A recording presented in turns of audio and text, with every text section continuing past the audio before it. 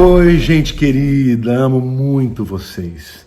Que honra, que privilégio. Muito obrigado por estarem compartilhando os meus vídeos. Muito obrigado. Eu me sinto tão feliz, gente, quando eu leio os testemunhos de pessoas sendo transformadas pela palavra, pelo poder do Espírito Santo que leva através da palavra. Então, muito obrigado. Você que está compartilhando os vídeos tem me ajudado demais a fazer a obra de Deus. Amo você, viu?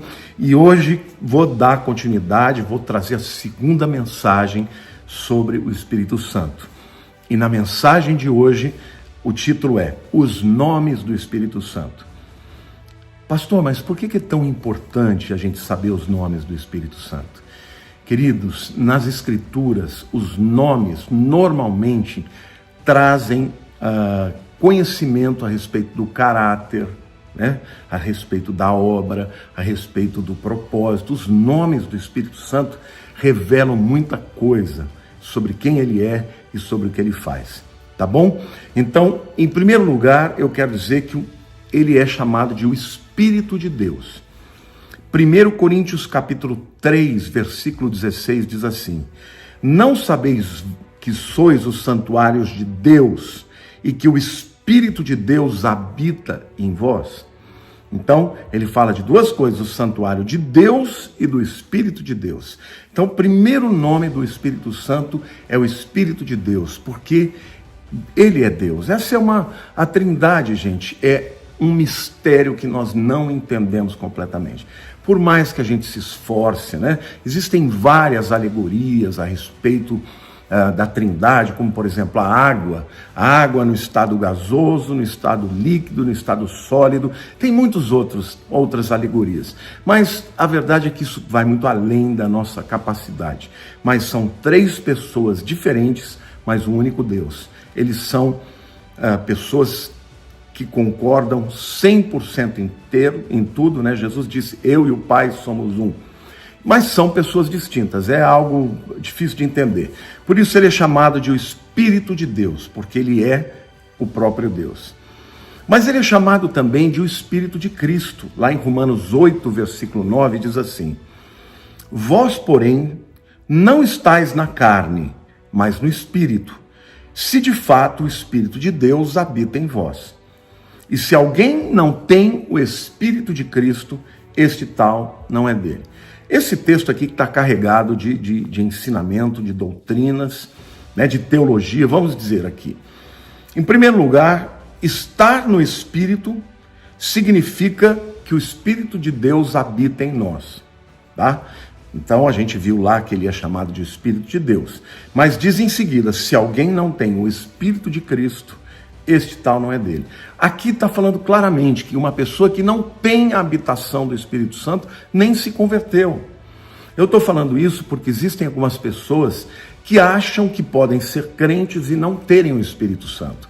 Há uma diferença clara entre a habitação e o enchimento do Espírito, tá? Então, hoje, no passado, o Espírito Santo ele não habitava em todo mundo. Ele habitava em reis, naqueles artífices do templo, né, do tabernáculo, em Bezalel, né, que para construir a arca foi cheio do Espírito. Mas o Espírito Santo ele podia sair. Lembra Davi no Salmo 51? Tinha pecado, ele dizia assim, Senhor, não retires de mim o teu Espírito. O Espírito saiu de Saul. No Novo Testamento, não, queridos. O Espírito Santo, quando você se converte, ele vem habitar na sua vida para sempre. E aqui Paulo está dizendo, se alguém não tem o Espírito de Cristo, que é o Espírito Santo, nem dele é, tá? Mas ele é chamado nesse mesmo versículo de o Espírito de Deus e do Espírito de Cristo. Então, o Espírito Santo, ele é um com o Pai e é um com o Filho. Ele é chamado também de o Espírito da Verdade. João 16, 12 e 13 diz assim: tem ainda muito que vos dizer, Jesus está falando, né? Mas vós não o podeis suportar agora. Não podeis suportar, mas quando vier o Espírito da verdade, ele vos guiará a toda a verdade. Porque não falará por si mesmo, mas dirá tudo o que tiver ouvido e vos anunciará as coisas que hão de vir. Então, Jesus está dizendo, olha, enquanto ele estava junto com os discípulos, ele não podia ensinar todas as coisas para eles. Por quê? Porque eles ainda não tinham a habitação do Espírito Santo dentro deles.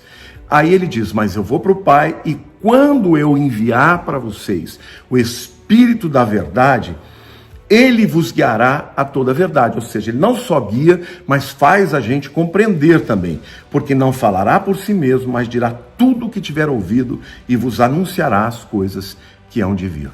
Ele é o Espírito da verdade. Nele não há mentira, nele não há jeitinho, não há meias verdades, ou é verdade ou é mentira. Então, quanto mais alguém está cheio do Espírito Santo, mais viverá pela verdade. Amém? Ele é chamado também de o Espírito da graça. Lá em Hebreus capítulo 10, versículo 29, o autor de Hebreus diz assim, eu acredito que é Paulo, tá? Mas as pessoas divergem a esse respeito. Sem misericórdia, morre pelo depoimento de 2 ou 3 testemunhas quem tiver rejeitado a lei de Moisés. De quanto mais severo castigo julgais vós, será considerado digno aquele que calcou aos pés o Filho de Deus e profanou o sangue da aliança com o qual foi santificado e ultrajou o Espírito da graça. Queridos, esse capítulo 10 aqui está falando da apostasia. E eu preciso explicar, porque aqui não é um pecado qualquer. Os hebreus se converteram, né? A carta de Paulo aos hebreus é a carta para aqueles judeus que tinham se convertido. E eles tinham entendido que Jesus era o verdadeiro Cordeiro de Deus que tira o pecado do mundo. Eles pararam de fazer o sacrifício aos animais. Mas quando veio a perseguição, eles começaram a ter aquela tendência a voltar para suas raízes. E voltaram a fazer todos os sacrifícios que se fazia antes de Jesus vir. Então o livro de Hebreus inteiro, ele foi escrito para mostrar a superioridade de Cristo a tudo que havia na lei. A Moisés, ele é superior a Moisés, ele é superior aos sacrifícios de animais, ele é superior sumo sacerdote, o livro inteiro. Só que no meio do livro você tem pelo menos 2 advertências sérias para um pecado que estava sendo feito, que era voltar a sacrificar os animais. O capítulo 6 e esse capítulo 10. Então, ele diz assim, olha, se as pessoas que estavam na lei, tá, morriam sem misericórdia, quando havia o depoimento de 2 ou 3 testemunhas de que eles tinham quebrado a lei, tá? Não tinha jeito, se a pessoa pecou, adulterou ou matou e tinha ali uma testemunha, 2 ou 3 testemunhas, já era. A pessoa não ia ter misericórdia e o rigor da lei ia ser imposto para a vida deles. Agora, ele está dizendo, se isso valia para a lei, aí ele continua, de quanto mais severo castigo julgais vós, será considerado digno aquele que calcou aos pés o Filho de Deus. O que é pisar no Filho de Deus? É rejeitar o sangue do seu sacrifício e voltar para o sangue de animais. E ele diz, e profanou o sangue da aliança, com o qual foi santificado e ultrajou o Espírito da graça. Ou seja, aqui, embora esteja falando de apostasia, de um pecado gravíssimo que não tem volta, né? O pecado contra o Espírito Santo, um pecado de apostasia que não tem volta, que é voltar a sacrificar animais depois de ter recebido o sangue da aliança que é Jesus. Nesse momento, o Espírito Santo é chamado de o Espírito da graça. Isso quer dizer, meu querido, que é o Espírito Santo quem ministra a você a graça de Deus. Você pecou, ele te convence do pecado. Para quê? Para que você confesse o pecado e seja purificado dos seus pecados. Você está desviando, é o Espírito da graça que vai lá e fala, não é por aí, meu querido, esse não é o caminho. Se arrepende, volta para Deus. É o trabalho do Espírito Santo que sempre vai agir para conosco com graça. Agora, lembre-se bem, existe um pecado na Bíblia, que é o pecado da apostasia. Apostasia é divórcio. Aqui não está falando do divórcio, né, das pessoas que se separam dos seus cônjuges na terra. Não, é divórcio espiritual. É você ter, como diz Hebreus, né, sido iluminado, provado do poder da palavra, do poder do mundo vindouro, sido participante do Espírito Santo, ou seja, foi crente mesmo, experimentou o poder de Deus e voltar a fazer sacrifício de animais. Isso seria semelhante a você que foi crente e que agora fala, não quero mais saber de Jesus, eu não acredito, eu vou voltar a fazer o que eu fazia, talvez sacrificar galinhas, ou então começar a dizer que não existe salvação, que não existe céu, não existe inferno, como existem alguns pastores por aí que estão, gente, beirando a apostasia. Alguns já passaram a linha, outros estão beirando. Agora, a Bíblia diz que quando há o divórcio de Deus, divórcio do Senhor, não tem volta, tá? Porque Hebreus 6 diz, porque de novo estariam crucificando o Filho de Deus. Ou seja, para que houvesse salvação, para quem se divorciou do Senhor, a pessoa, Jesus tinha que morrer de novo, e ele não vai morrer de novo.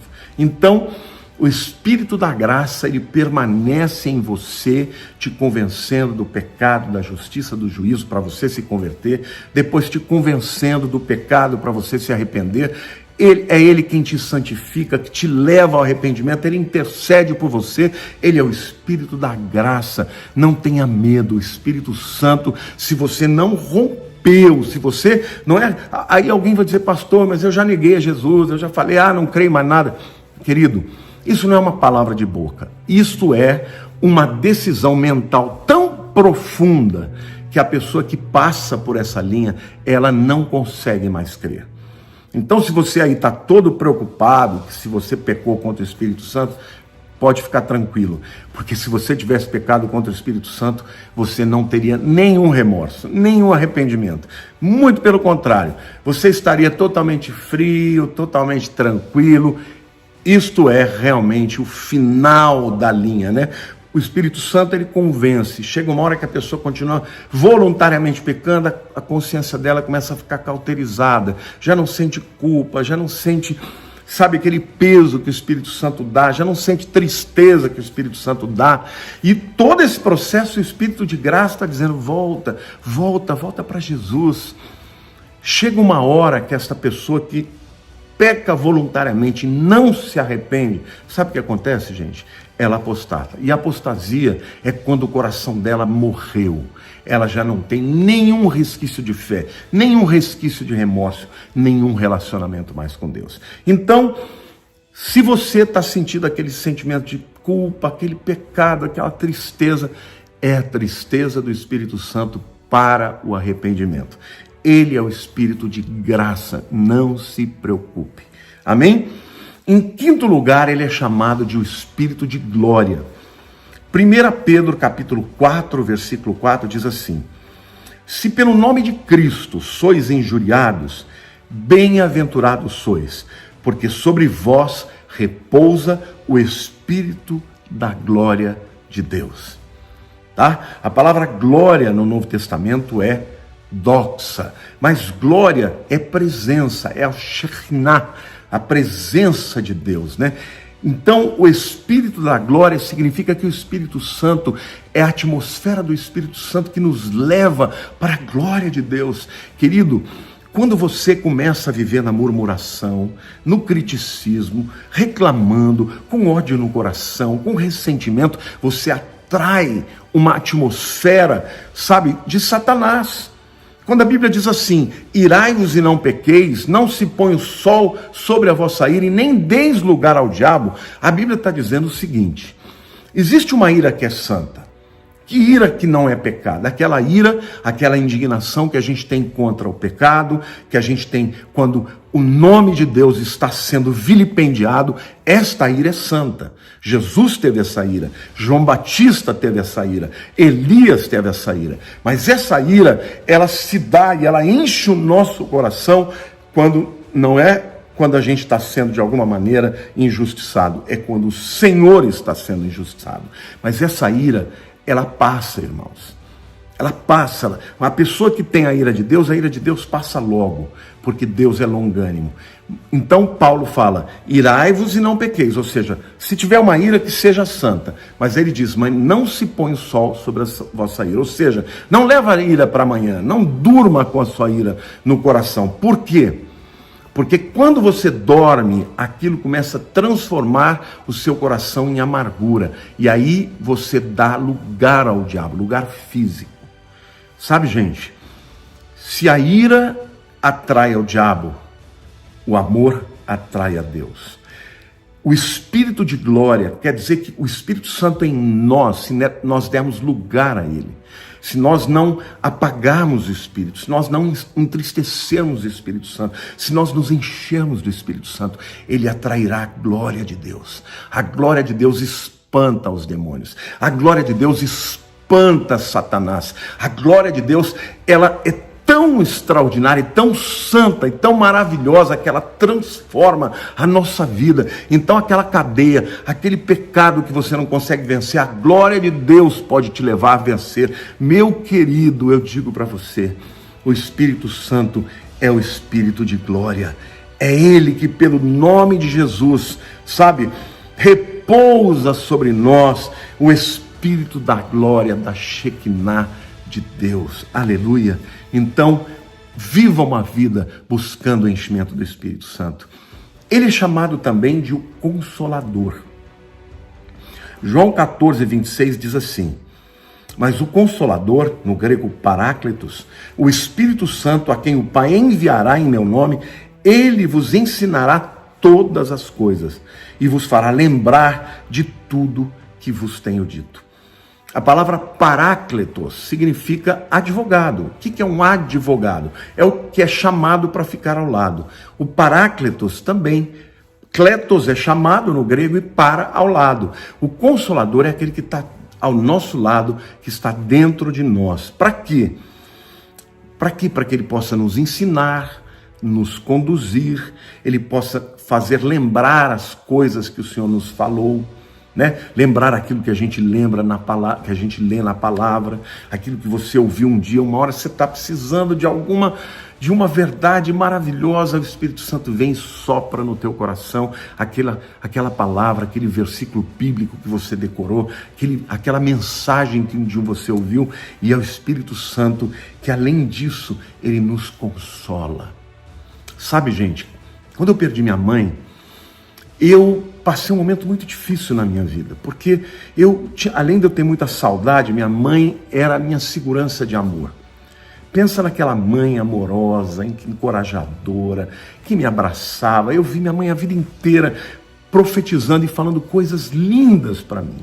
E de repente ela vai embora. Eu me senti como se fosse uma árvore que tivesse sido arrancada com a sua raiz. E foi interessante, irmãos, porque eu estava pregando uma série maravilhosa e num domingo eu cheguei e disse assim, gente, no domingo que vem, todo mundo venha porque eu vou ungir um por um. Vocês podem imaginar uma coisa dessa, gente? No domingo eu falei isso. No sábado seguinte minha mãe morre. E eu tinha que enterrar a minha mãe no domingo e ir para a igreja pregar. E eu me lembro que eu estava com meu coração arrasado, dilacerado, e eu falei para ele, Senhor, eu não consigo, mas eu dei a minha palavra, eu disse que eu ia ungir as pessoas, mas Senhor, o que eu queria hoje é estar sozinho, chorando, curtindo o meu luto aqui, sentindo, lembrando da minha mãe, Senhor, eu queria estar aqui sendo cuidado por Ti, mas eu dei a minha palavra, Senhor. Então minha mãe morre no sábado, no domingo de manhã eu vou enterrá-la. No domingo à noite a igreja lotada, sabe que lotada? Eu fui pregar, irmãos, o Espírito Santo de Deus tomou meu coração. O Espírito Santo de Deus encheu a minha vida.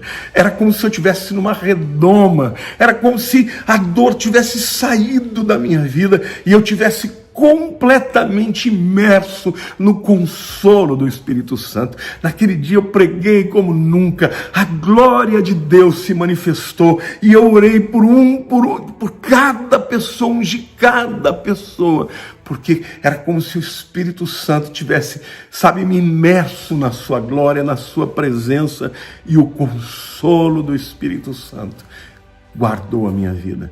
Querido, talvez você esteja vivendo um momento difícil na tua vida, de dor, de perda, de morte, alguém que você perdeu, alguém que te abandonou. Eu quero te dizer, o Consolador é aquele que pode mudar a sua vida.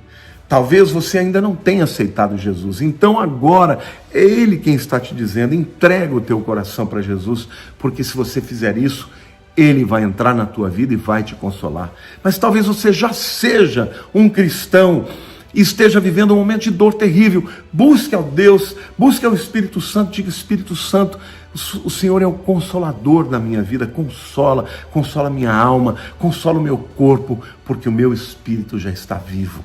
Amém?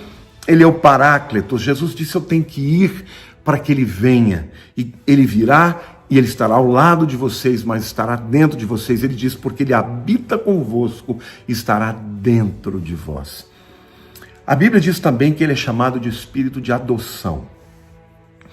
Romanos 8,15 diz assim: porque não recebestes o espírito de escravidão, para viverdes outra vez atemorizados, mas recebestes o espírito de adoção, baseados no qual clamamos: Abba, Pai.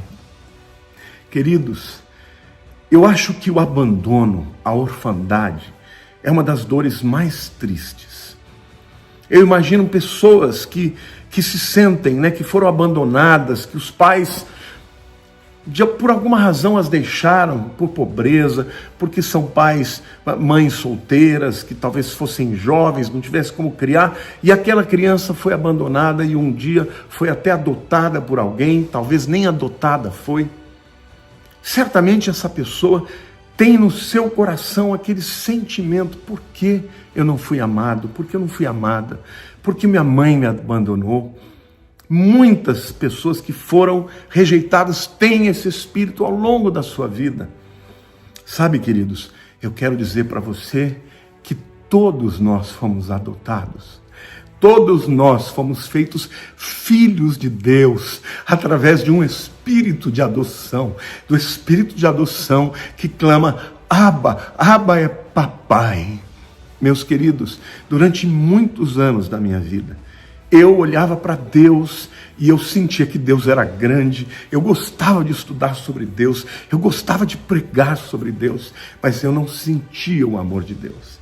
Talvez por ter tido um relacionamento difícil com meu pai, hoje eu sei que ele me amou muito, que ele se admirava de mim, que ele me admirava, que ele me amava, mas eu era um menino, um jovem muito traquina, muito rebelde. Então, muitas vezes, ele, por causa que eu brigava com a minha irmã, que era um ano mais velha que eu, mas como eu era homem, ela era mulher, eu batia nela e meu pai a defendia. E eu sei que por ter batido nela, ela também sentiu a rejeição, talvez da minha atitude, mas meu pai defendia minha irmã. Então, durante muito tempo, eu sentia que meu pai não me amava. Mas um dia, queridos, quando nasceu a minha filha, e que eu olhei para aquele bebezinho que eu não tinha nenhum relacionamento, e eu amei de uma maneira enorme, incondicional. Ali, Deus começou a me curar. Ele disse: filho, eu te amo assim, eu te adotei, eu te escolhi, e o Espírito Santo é que trouxe este espírito de adoção. Hoje eu corro para o colo do Pai, hoje eu dobro meu joelho e eu falo: Senhor, estou sentindo saudade de ser cheio da Tua presença. E Ele, nas madrugadas, Ele me enche, Ele me visita. Queridos, o Espírito Santo é chamado de o Espírito de adoção, pelo qual nós podemos clamar: Abba, papai.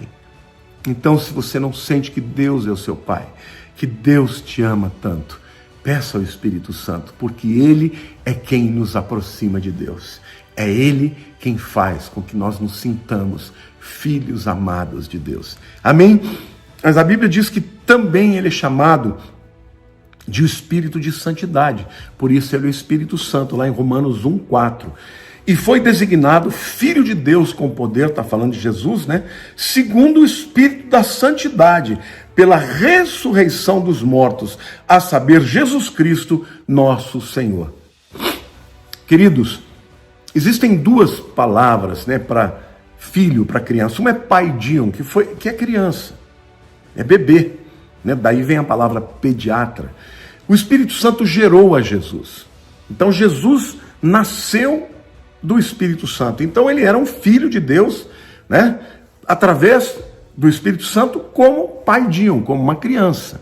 Mas a Bíblia diz que ele foi crescendo, né? E foi aprendendo por aquilo que sofreu. O Espírito Santo foi trabalhando na vida dele. E o processo de completude, que ele se tornou o Filho de Deus, ruios, né? Que é o filho maduro, o filho pleno, aconteceu na ressurreição.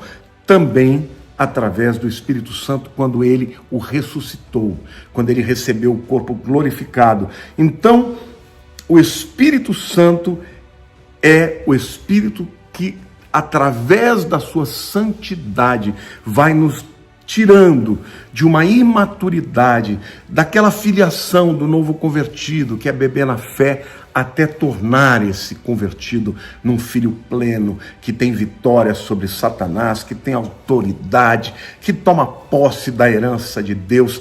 O ruioso, o filho pleno, é aquele que podia assinar pelo Pai, é aquele que fala em nome do Pai. Então é o Espírito Santo que trabalha na nossa vida, que nos faz vencer as áreas de fragilidade, as áreas de dificuldade. Sabe por quê, querido? Porque o diabo sempre procura o elo mais fraco da corrente para quebrar.